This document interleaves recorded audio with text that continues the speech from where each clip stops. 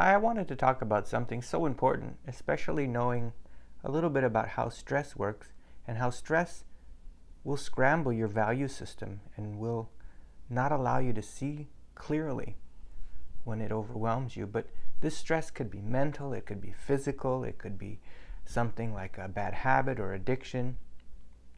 So, I'm a very obsessive person, and I tend to get into something and I become obsessed with it. And I once had the idea that if I could be obsessed with one thing that would be good for me, it would be balance. So I want to talk a little bit about balance, because we all know it's difficult to maintain and it's so important. So if you think about balancing on a balance ball, or on a skateboard for the first time, or on skates, or even one of those balancing boards, and you think of how difficult it is, I believe it's important to sort of analyze the physical nature of balance to help us understand balance in our own lives. So when you're trying to balance yourself on a skateboard, for example, or a balance ball, especially the first few times, every ounce of attention is focused on trying to find that balance until you find it. And you're going to slip and you're going to fall and you're going to try to correct and overcorrect. And so this could be the same physically, emotionally, as well as spiritually, where we try to find our balance and we just can't. So there are about 10 things I wanted to talk about regarding balance. Number 1, when you're trying to balance, just think of actual physical balancing on that skateboard. When you're trying to balance, you can't focus on or think of anything else that matters. You can't do your taxes, you can't think about your family, you can't think about all the things you forgot to do or need to do that day. If you want to find your balance, you need to give it your undivided attention. And so when we lose our balance, the reverse is true. We lose our ability to focus on things that matter. And we focus on things that are going to help us either regain our balance or even further lose our balance. So it's important to understand when you're trying to find your balance, you can't think of anything else. It's not possible. And so that's why it's so important to focus on finding balance and making it a priority in our lives, because we'll lose sight of things that are so important. Now, as you lose that balance and you're moving one way or another, it can spiral quickly, and suddenly you can jerk one way or the other and fall down pretty quickly. And we know that stress, addiction, depression, which means to push down, which could be any emotion, not just sadness, those things will help you lose your balance even more quickly. We always talk about finding your center. It's a Buddhist idea. And another thing to consider is when you're really completely off balance and you're falling one way, you often try to overcompensate and go the other way. And so you play this game of really trying to find the middle. Number 2, the easiest way to find your balance is to get support, to hold on to something and then slowly let go to make sure you've had your balance or found your balance. And especially somebody else. If you're willing to grab onto someone's hand, you're going to find your balance and then you could let go. Doesn't mean you're going to use their support forever. But if you don't want someone's help, this is important. It's important for people that you love, your kids and people around you, your family, your friends. If they don't want help, they're going to jerk the other way and sort of go the opposite direction of that helping hand. And it's going to make them lose their balance more quickly. So we need to be very careful in forcing help or advice on someone who's lost their balance and who's really struggling. And we'll understand why ourselves we don't like to be helped when we don't have that center, and when we're stressed out, or when we're addicted, when we're overwhelmed. Number 3, as I mentioned, the easiest way to get your balance is to hold someone else's hand and use something like training wheels. When you're a kid, you use training wheels and you get the hang of riding that bike and then you take them off. And it's understanding that getting help is not a weakness. I often tell my students, if it's something that gets you stronger, better, and gets you there faster, is that weak? Is it weak or a weakness to be stronger, better, and faster? No. So we have to be open to support, open to things if we want to find our balance sooner. Yeah, you could figure it out on your own eventually. Same way you could find, directions somewhere if you're lost eventually. But if you want to get there quicker and be better and stronger, you can get help. And other people can see where we need to correct ourselves and how we can find our balance more quickly. We only see our point of view. There was once an Instagram post that I saw, and it said, "Isn't it interesting you can't see yourself?" You can't. You could only see a picture of yourself or a reflection of yourself, but you really truly can't see yourself physically.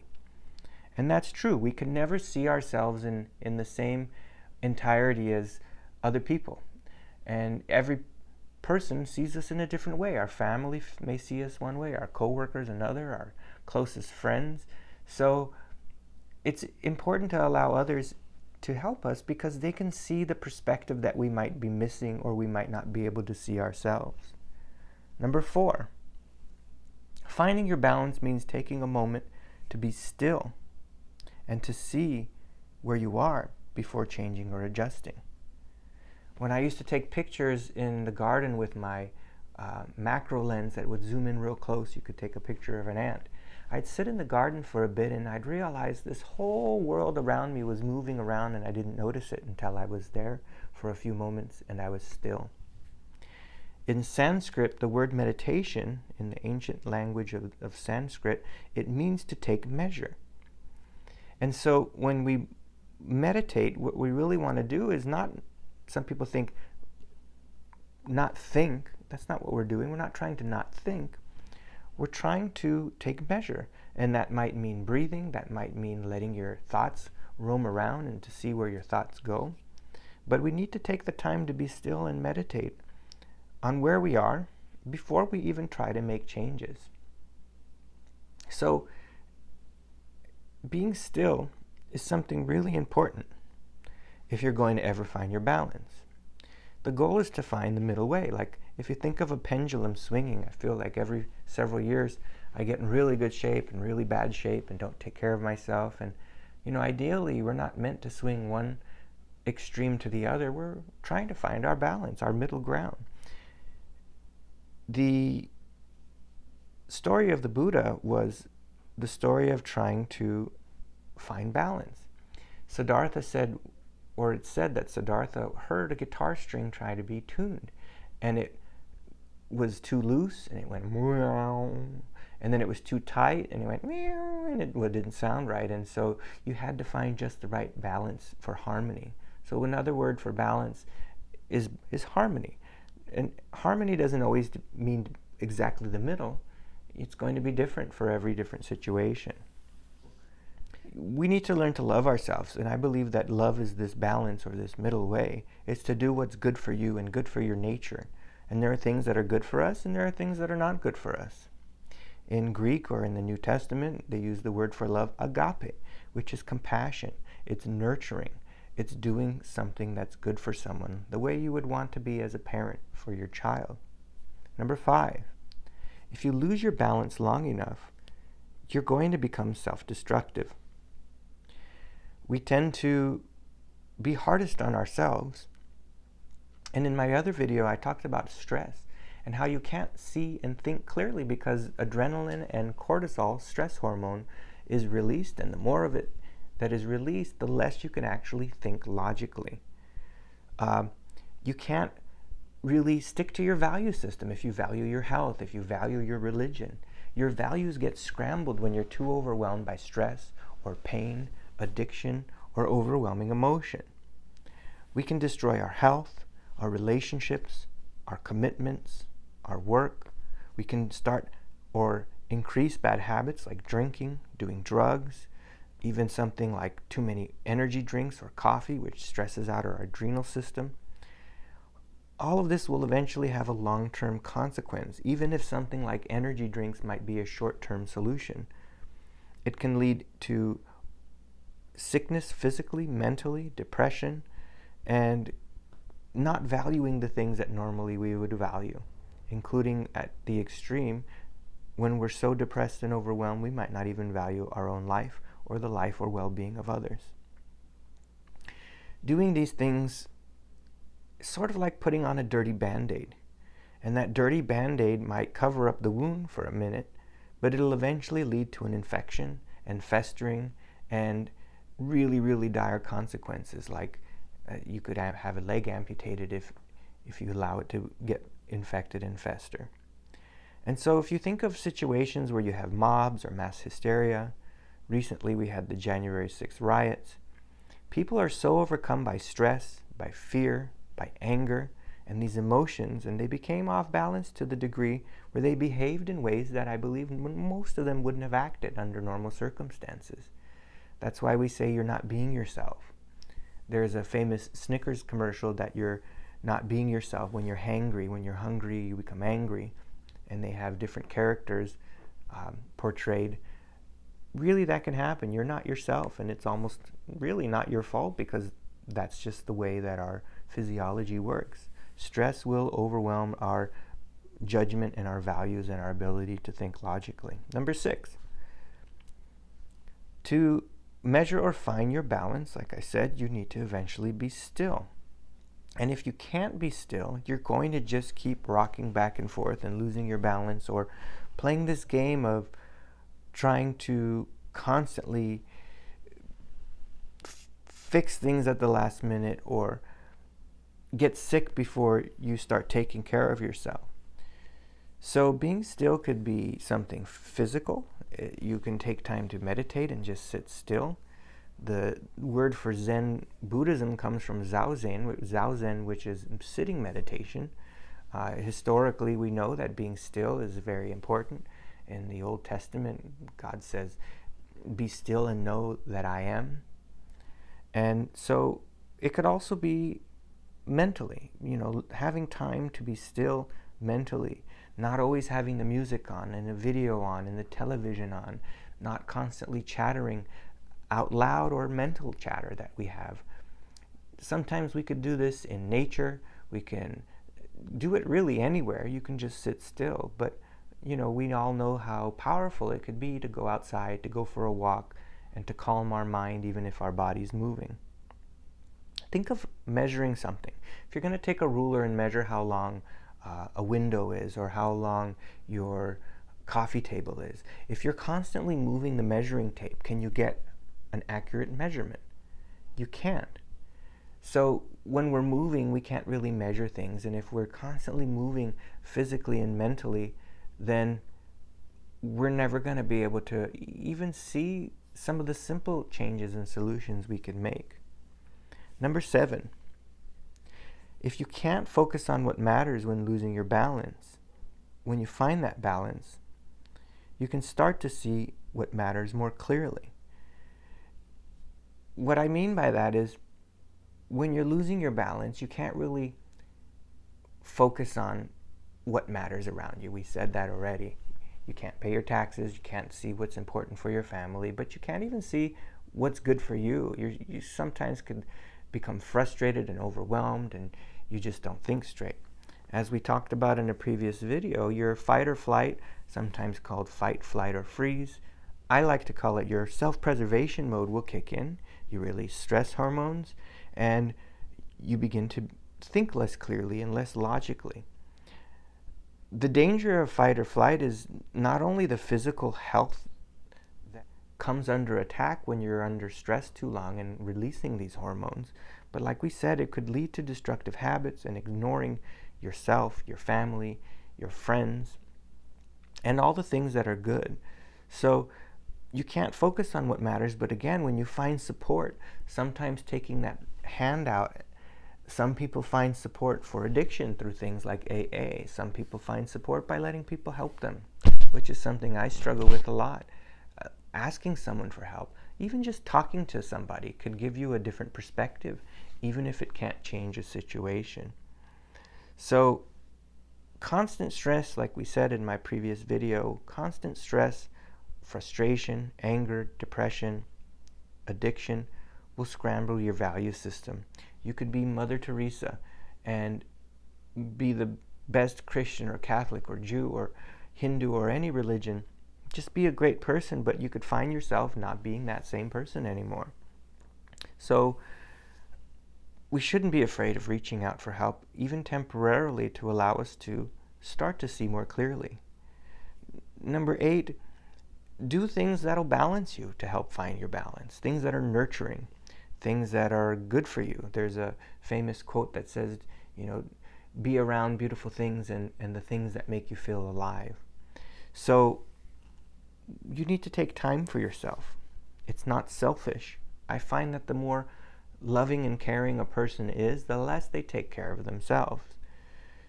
Take time to exercise. Take time, like we said, to meditate, to breathe, to be still. But you can also do things like balance your surroundings. You could clean up the house. You could make things look nicer. But one of the most powerful things that can balance you is nature. It has balancing smells, balancing sounds, balancing rhythms and patterns all around you. I like to think a lot of it has to do with geometry or patterns. Think of getting a massage. Oftentimes when you get a massage, you're balancing your body and your chemistry of your body as your hormones change when you are relaxed. But you'll oftentimes smell good smells and essential oils. You'll hear relaxing music as well. And so the more harmonious the different senses are, the more relaxing or balancing it is. Think of the ocean. You hear the calming waves, you smell the fresh air, you hear, see, smell, and you even feel the water when you go into the water and the waves and let them hit your legs, or if you go for a swim. Number 9 is important to understand, not only for yourself, but for people you love. The more off balance you are, or the more frustrated you are, if you're falling or crashing, you can't really face it. You don't want people to tell you about your problems. You don't want to talk about it. It can trigger you. If you're falling down on the ground, you don't need someone to tell you, hey, watch out, don't trip, or hey, you're falling. So sometimes when we're too overwhelmed, we just can't talk about it. So that gives you an understanding of how to reach those people. Don't address it directly. Be there for them. There's times where you need to leave them alone to let them calm down, because even being there with them is going to make them even more frustrated, because they know they're falling. They know they're not in balance. Sometimes I found just finding an interest in things that they're interested in, if it's stamps or bananas, anything they're interested in, it validates them and makes them remember that they're valuable and that you care about them, even though you don't talk about them or their problems directly. You could see that in yourself, I'm sure. I see it when we're not doing well and we're off balance. We get frustrated. We don't want help. We don't want people to talk about it. We don't want it pointed out, even if the person loves us and has the best intentions. So that's especially important for kids. Sometimes you got to give them space. And you got to give them the ability to have some time alone. Wait for them to want to talk about it or ask for help. Do things that are nice with them. Go have a nice meal, listen to music, go in nature. Showing someone you love them might even be too much. You have to read the situation, but don't, smother someone, because when they're knowingly off balance and falling and frustrated, it sort of pushes them away. Now, I find, like I said, going into beautiful places can have a very positive effect. If you even think of churches and how beautiful some of them used to be, and some of them still are, with stained glass windows and patterns and geometry and artwork. If you look at a mosque, a Muslim church you could call it, there's tons of beautiful geometry making the mosque, and patterns on the floor, patterns on the walls. It's so beautiful. And I once saw a video where someone explained that it's to uplift your consciousness. When they go to their prayer rug to pray, there's even beautiful geometry and patterns on the prayer rug. And I believe it's because having geometry and pattern and organization and beauty in your periphery is even beneficial, which means not looking directly at it. I think that's why nature is so powerful. You don't have to directly look at the beauty. You can just walk around and have it surround you. And so maybe when they go to pray and their prayer rug and the church around them is full of beauty and patterns of order and design, they sort of take that in. And so they can address order and they could address balance and beauty indirectly. Just something to consider. The last one is number 10. Being balanced allows you to be yourself, to be wholly, completely yourself, and it will allow you to help others. So it's not selfish. There's a Shakespearean quote that says, or we normally hear the part of the quote, "To thine own self be true," and it almost sounds selfish. But the entire quote is, "To thine own self be true, and it must follow as the night, the day. Thou canst not then be false to any man." You can be true to others if you are true to yourself. You'll be happier if you take care of yourself. You'll be better off for yourself, but you'll also be able to see what's important and what to value, including others, and how to help them. You'll better be able to help your family, your friends, your community. And even myself, I found since COVID, it's so difficult to take care of myself, to eat well, to exercise. I'm so tired when I come home. And one minor adjustment I made several weeks ago, I couldn't really sleep. I was waking up early, so I figured, you know what, I'm going to get up early and do a little bit of exercise. And my mentality was, I need to give myself some of the best of my day. I feel that I give the best of myself to my work because I care so much about teaching and I care about helping other people, but I never leave anything left over when I get home for myself. I'm drained and exhausted. So sometimes if you can make an adjustment at the beginning of the day, give yourself some of your best time and some of your energy. And ironically, that gave me more energy and I feel better throughout the day. And I even feel I can walk and do a little bit extra when I get home. But it's allowed me to give more to others in the long run.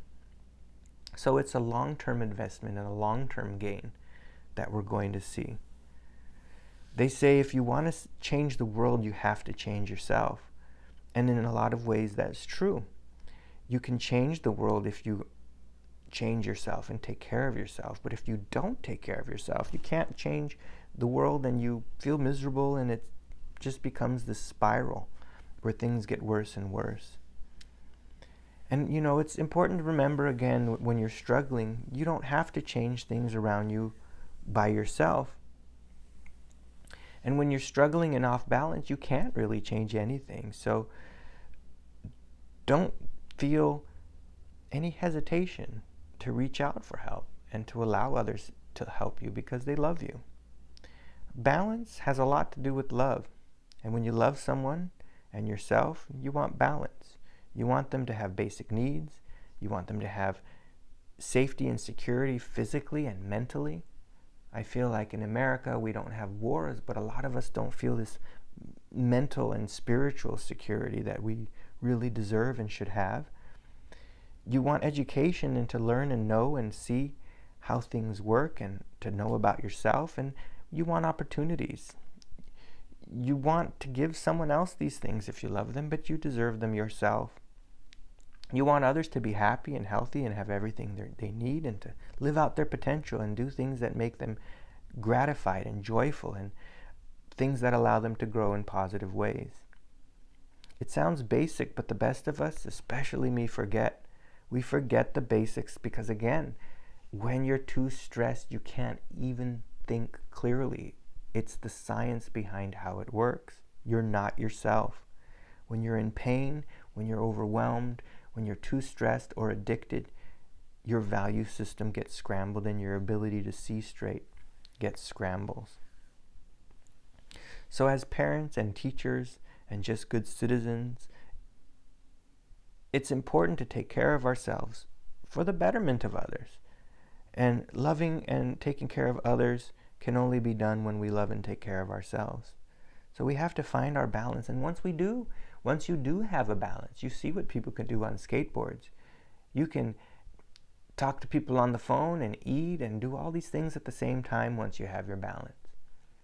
When you don't have your balance, you can't focus on anything else. And so, good luck to you. I hope you can continue to work on finding your middle ground and finding what's harmonious in your life.